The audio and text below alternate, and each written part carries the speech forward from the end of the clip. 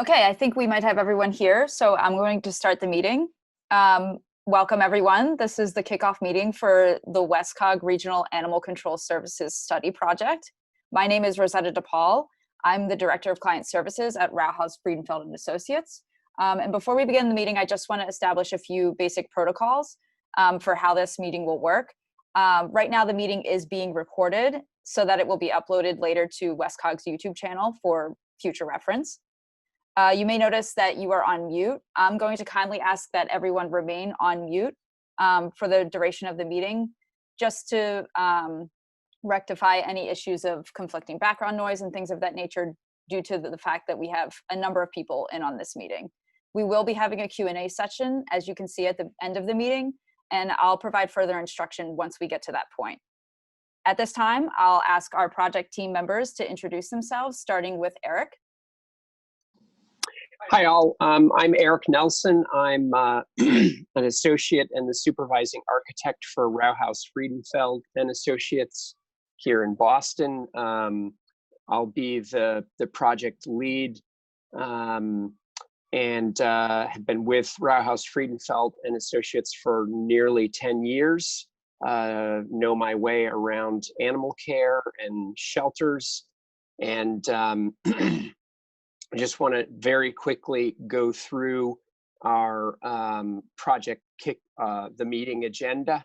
So after we finish the introductions, we'll talk briefly about the project descriptions and objectives. That's going to be handled by Mike Tull. And then we'll go through the schedule. We'll review the information that we need from all of you, and then we'll wrap things up and have questions. And now, Warren, why don't you introduce yourself? Okay, thank you. I'm Warren Friedenfeld, principal of our East Coast office here in Boston. And just to give you a little bit of a background, RFA basically lives, eats, breathes, and sleeps animal care facilities. That's pretty much all we do almost every waking hour. We focus on this, and we work in pretty much every state in the country, and we work internationally, but our entire focus is on animal care with a special focus on animal shelters. And Eric and I will be working together throughout this project, along with Bill and Leslie, as we move through this entire process. And I want everyone and anyone to know that if there is ever a question or a concern, we're always available anytime for any discussion whatsoever. Okay, I'm Bill Daggett with DWG Architects and ShelterPlanners.com.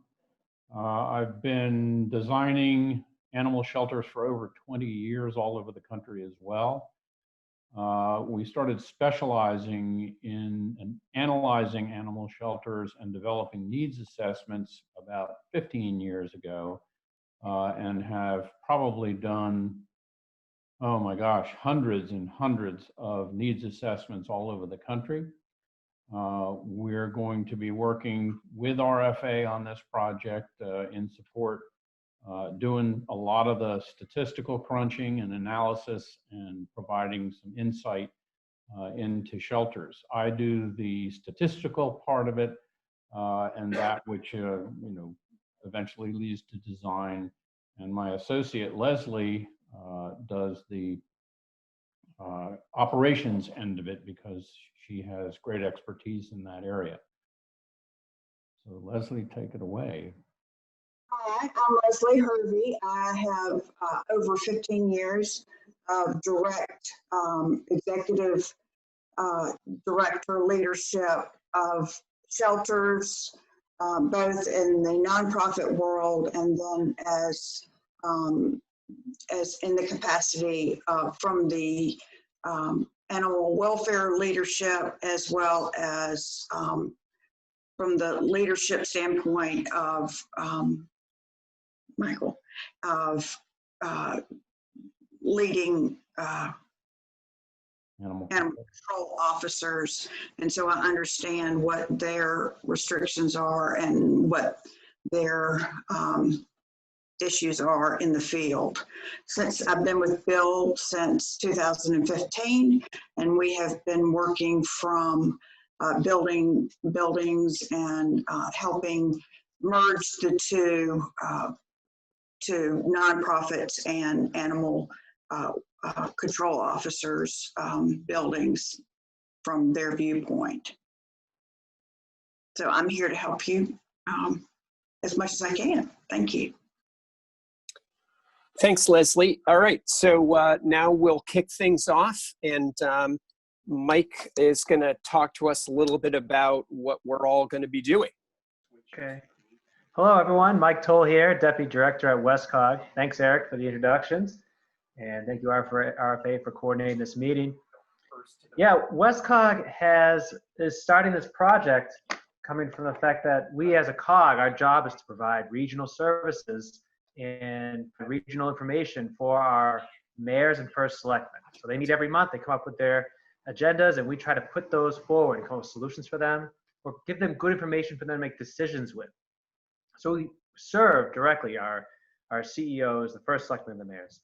And the state has provided a funding source, a regional service grant funding source for the COGs to go and either establish or research potential regional services for member communities, ways that regionalism might assist in either improving efficiencies or services, or if it's possible, even saving dollars, if that comes to be.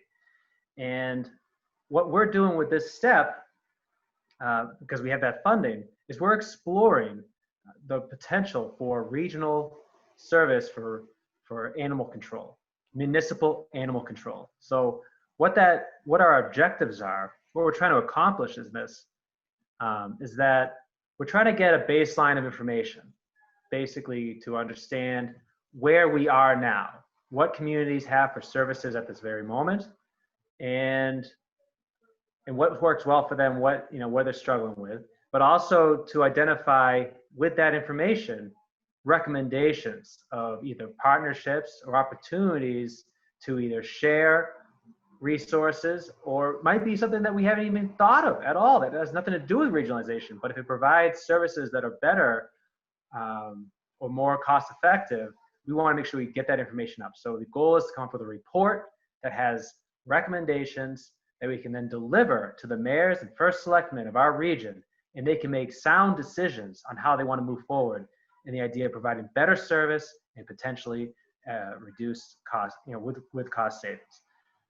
So that's the overall goal of this project. And I feel like it's also important that I share some of the things that we're not necessarily doing, because I feel like there's some common misunderstandings with these kinds of projects, and the COG doesn't have any kind of power in this process. We're simply facilitating research and a study. So we're not in the position to, force a regionalization or saying we're building a facility now, or none of that happens because the COG commands it. We don't have that kind of power or abilities. What would happen is the CEOs and first selectmen could make decisions to go into agreements, but that'd be ultimately the town's decision to act on the information that we provide them. So we're simply in an information providing service at this juncture. And also the solutions that we're looking for are open-ended. So we are assuming there's potential in regional programs and regional services or sharing. And this has occurred in the Northeast. There's a Northeast COG. They provide regional animal control services. And they argue that it has been a big boon for them. They're a much different region than we are, so it might be that our region is very different. So we're just open-ended to any kind of potential solutions and partnerships that might work. Even if the case that it turns out that it's not possible, the research will come and pull that up. But we think there are some potentials here. That's why we're digging in the first place. So those are the bits I wanted to share. But in short, we're trying to produce a report with sound information for our first selectmen and mayors of our region to make good decisions for their taxpayer base. That's it. Thank you. Thanks a lot, Mike. So we're gonna take a look at the schedule now. Okay, great. So we are at the kickoff meeting. We have actually already issued the initial CTDA, the Connecticut Department of Agriculture animal population evaluation. So we've already gotten going on some of our analysis. The next thing that's going to come, sometime within the next 2 to 3 weeks is the animal control survey and our data collection. Bill is going to talk to you a little bit more about that in a couple of minutes. Then as we get toward, the middle of November or so, we'll start doing our shelter visits. Needs assessment is scheduled for December. Then we have a series of meetings and we wrap up the entire project basically by the end of March. So Bill, we're going to turn it over to you now.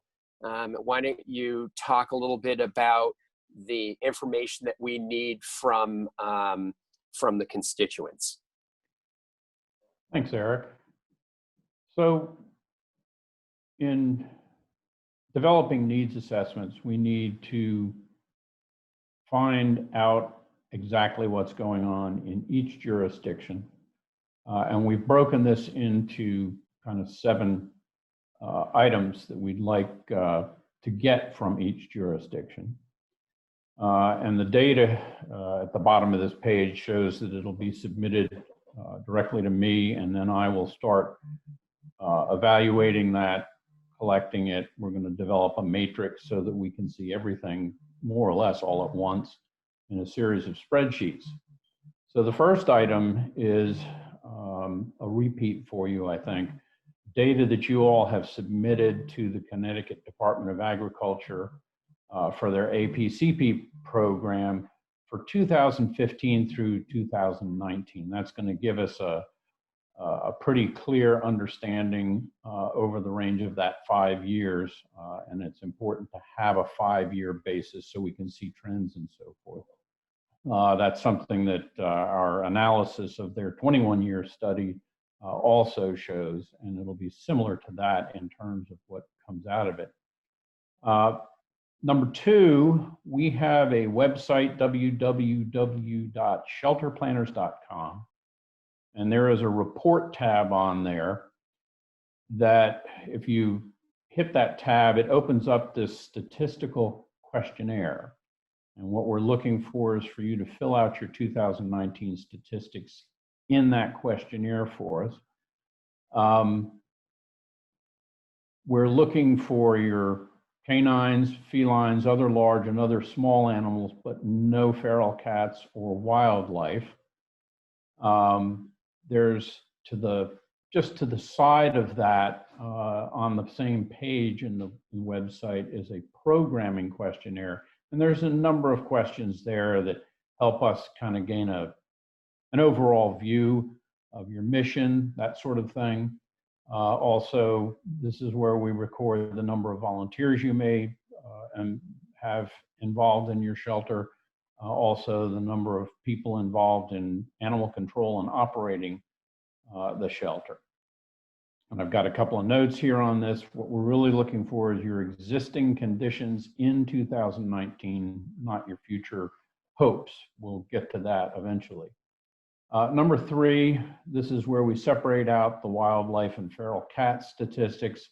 They are important, but we don't want them included in the housing in the shelter because they're really specialized cases.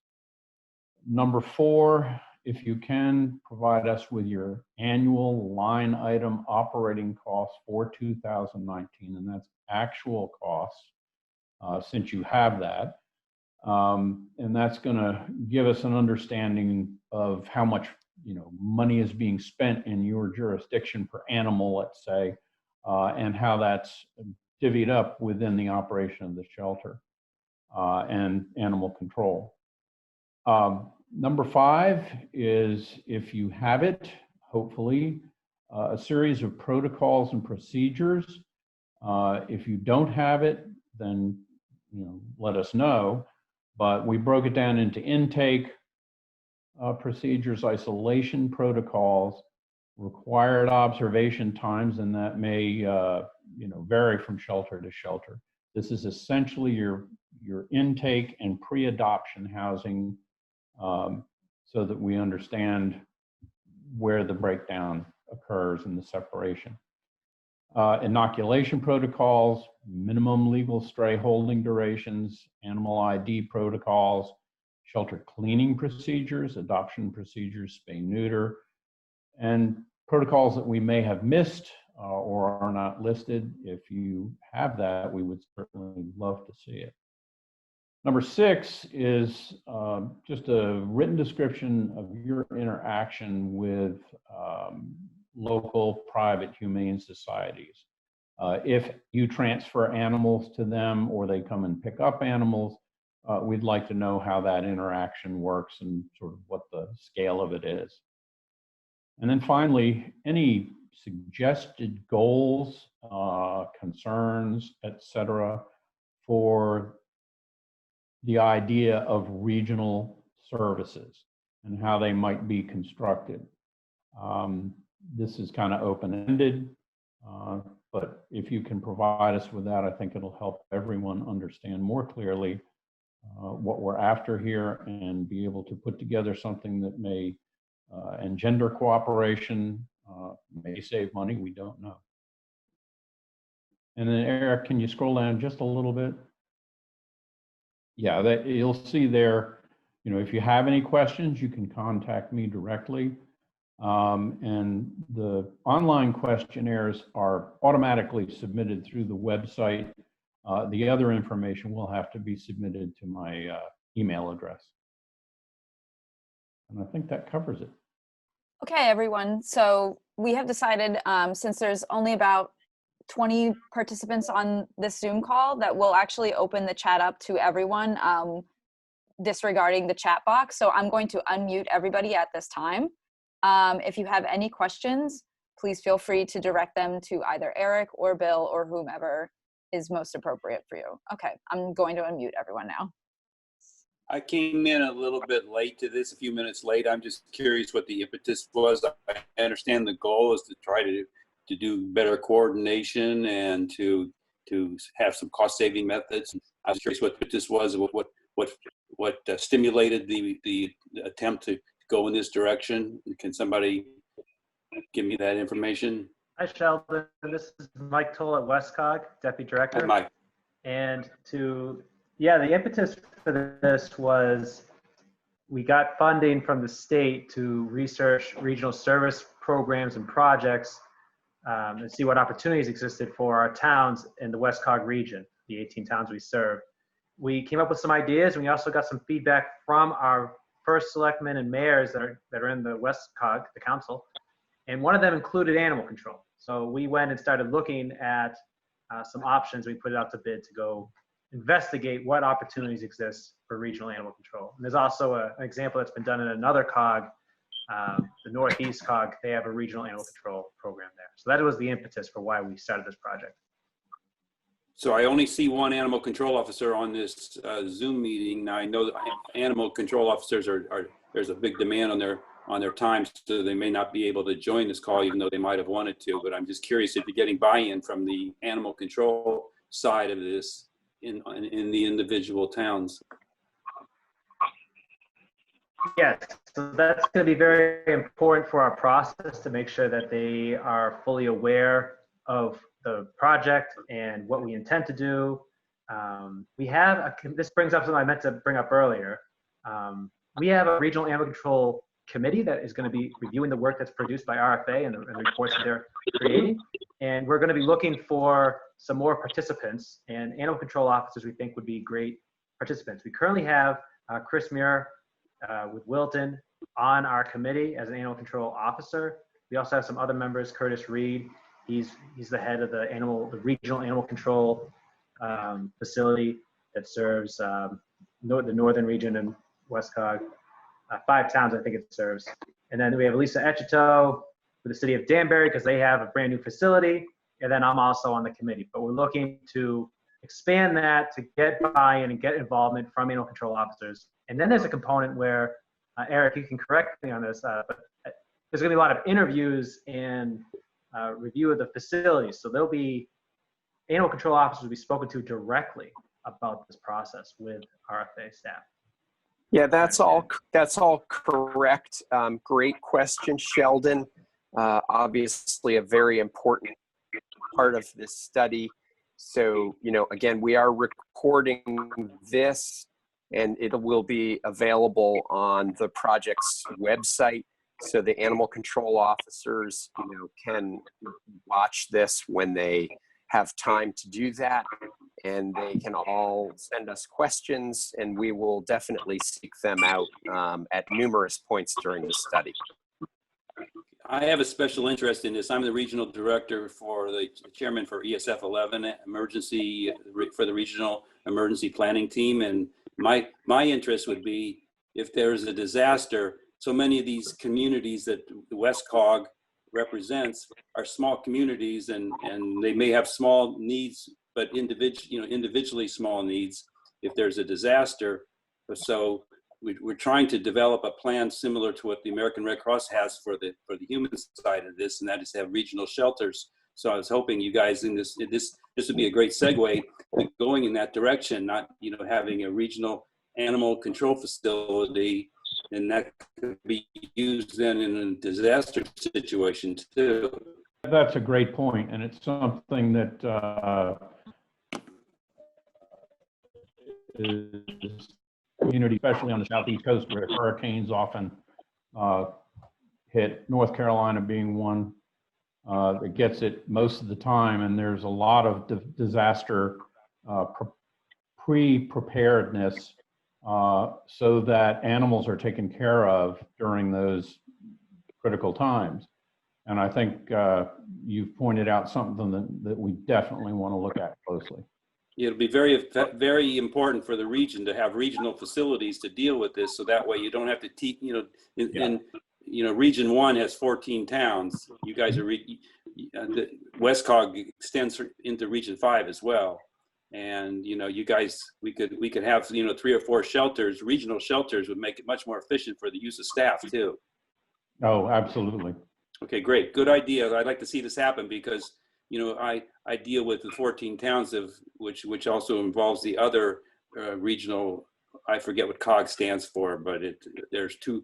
I think there's a Bridgeport COG and a WestCOG. Is that how it works? That's correct. Yes, Council of Governments.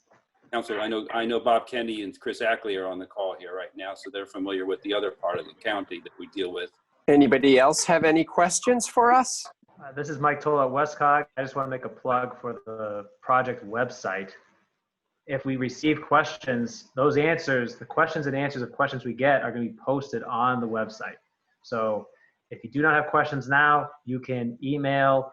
It sounds like Bill's a good contact to email. If you email me, I'll forward it to them. But you want to email Bill and Eric, are you a good contact as well for questions, or should they just send them to Bill? Absolutely. Yeah. Okay. Absolutely. Great. I'll make sure I put those emails on the website so you can see the contacts that you can send the questions to.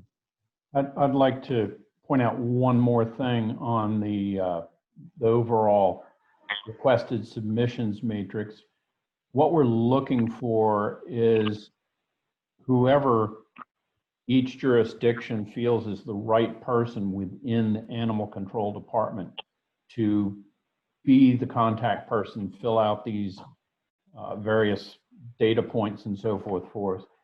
Give us our questionnaires have a space to insert the proper person's name, and if each jurisdiction can determine who that person needs to be, I think that's going to be most helpful. My opinion here is you need the 3 people that are involved here with the chief of police, because all the animal control facilities are they're funded by the police department in the state of Connecticut, I believe. And then you've got your emergency management directors that are involved if there's a disaster situation. And then you've got your animal control officers. Those are your 3 parties for each town. Right, and each jurisdiction should decide for themselves which of those people needs to be the primary contact for that jurisdiction. So that when all of this goes back and forth, we're speaking consistently to the same person in each jurisdiction. Yeah, in emergency management, Donna Cabelli, Dr. Cabelli from the Quarry Ridge Animal Hospital is the regional director for Region 5. And she set up a program of animal care coordinators, AACs, that work directly between the government and the animal control facilities and the regional state animal response team. So that's somebody else you can talk to as well. Okay, we can get her contact information through you, Mike? She's the owner of Quarry Ridge Animal Hospital in Richfield. Excellent. And if you know who the regional coordinator is for Region 5, that person deals directly with Dr. Cabelli. Gotcha. Yes, I can keep track on that contact information for you. Dr. Cabelli, Cobelli, Donna. She's a good resource. She's the coordinator for the state animal response team too. I think this is a good project you guys are starting on. I don't have the time to motivate people to do these kind of things. So I'm glad there's a group like you to do this. Is this what's the name of this company that you're working with? something LLC? RFA. RFA. Roundhouse Friedenfeld and Associates. Are they a research company? Is that what their goal is to help you out with? We're an architectural firm that specializes in animal shelters and animal care in general. Cool. Okay, great. That's great. We've had a bunch of new shelters built in our area. Milford had one built in New Haven County, and Fairfield did one recently, and I don't know who else in this region. Well, we've done probably over 500 animal care facilities throughout the United States and pretty much every state in the country. Wow. That's cool. A real specialty. Yeah, that's great. Thank you. Hi, Good job, everyone. guys. Good job, guys. Elisa from the city of Danbury. I just have a question. Are we sending out some initial contact to CEOs of the towns and municipalities to let them know we need a contact to complete the survey and questions and that sort of thing? Yeah, that's a great step, Elisa. And I think that WestCOG can take on that initial email blast because we have direct contact with the CEOs regularly. So we'll urge them to assign a point of contact for their community. And then from there, RFA will take on the communications. If you get buy-in from the chiefs of police, they're going to direct this right to the animal control facility and make this work for you. Yeah, agreed. Hey, Mike. Yes. John Field. Were you guys looking for me? I apologize. I'm doing 2 meetings at once here, so. Hi, John. No, not at the moment. We did mention Region 5, just briefly, the fact that there's an ESF that's associated with. Yeah, so Dr. Cabelli is our lead over here. So yeah, whatever you need, just let me know and we'll reach out to her and work with her or whoever. Excellent. Thank you, John. Donna and I work together with the 2 regions. Yeah, That's absolutely. Good. Dr. Yosinov is very familiar with the entire operation. So. Yeah. All right. Any other questions from the attendees? Mike, I think our next step then is to collect the key stakeholder contact information from all of the constituencies.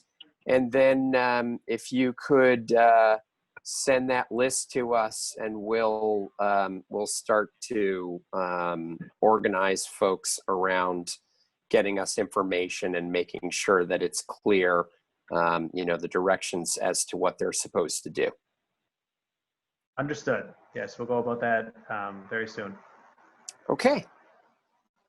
Great. So just one last plug. Nobody has any more questions? Yeah, I have a question. Is there any way we can include the regional, the COG from the eastern part of Region 1 and get them involved in this too? We can maybe double up our efforts with the same work. Bob Kenny, what do you think about this? Chris Ackley? Yeah, Sheldon, I was going to just ask that question of Mike. Is the other towns in the region or part of MetroCog going to be involved in this? Currently, well, I mean, they can be involved in the sense that they can be made aware of it, and we can have some communication with them to coordinate resources they have. But the deep dive that we're doing into like investigating facilities, those will be in WestCOG facilities. The report is going to be centric towards WestCOG, and that's kind of the confines of the funding that we have. And we, you know, we can try to model it in a way. If they want to get if they want to be involved, we potentially model in a way where they can kind of get plugged in if they do their own report. You know, the resources would be hopefully effective enough to them to look at it across the Dennis region. But to be straightforward, it's focused on the WestCOG region. Right. The only suggestion I would have is that we can at least keep those 3 or 4 towns in a loop as to what's happening. Just to keep it in a regional perspective. Yes, yes. Yeah, Mike, I figured it was attached to funding, so you know, that's something that maybe MetroCog will look into and maybe just use this as a springboard to see if something will work for their district. Yeah, you know, there could be an opportunity to, I'll have to talk to RFA about this, but they have surveys they put together and questionnaires. I mean, we at the COG for the report wouldn't look at that data to talk about our towns. They might be considered for some solutions or something, but if they wanted to stage that data, just send out the survey and have that data at the ready, and then if another group wanted to look at that data, potentially, because there's no harm. You know, there's some legal matters involved here too, you know, because if an animal comes into this regional shelter that gets built, and maybe Warren knows more about this because he's dealt with all these regions. But if an animal comes into a shelter, and the shelter's, let's say it's in New Canaan, but the animal was collected or found in some other town like let's say like Greenwich, who pays for that animal now that's in this regional shelter? How does the cost get allocated to which town pays and supports that position? How's that done? I think that's kind of a regional issue more than an overall animal care issue. But I think these things can all be sorted out and included in an overall approach to the entire project. Okay, I'm sorry for taking up too many of the questions here. So. Oh, you're doing a great job. No, the more questions, the Well, better. I've seen that as a problem, and we've talked about this in the region here. And so many of the towns in Connecticut are siloed. You know, they like to keep everything within their own borders, and it's hard to get these kind of sharing things to take place. So it'll be great if there's something like this can fan out and work like as you're hoping for. Well, in Sheldon, again, you know, the budgetary look at this project is also part of what we're doing. So I think it's very possible that if what we'll be considering move into the analysis phase of a project. I wish you good luck here. You know, and if I can help you, I'll be glad to do that. I'll give you ideas if you want. So good job. Look forward to seeing what the final product's going to be and the process to get there. Okay, so I think we're all set. Thank you all for joining us. We're really looking forward to working with all of you. And we'll be in touch very shortly, initially through Mike, and then we'll start taking over the communications for the group. Okay? Thanks again. Have a great day. Thank you. Take care, everyone. Bye-bye.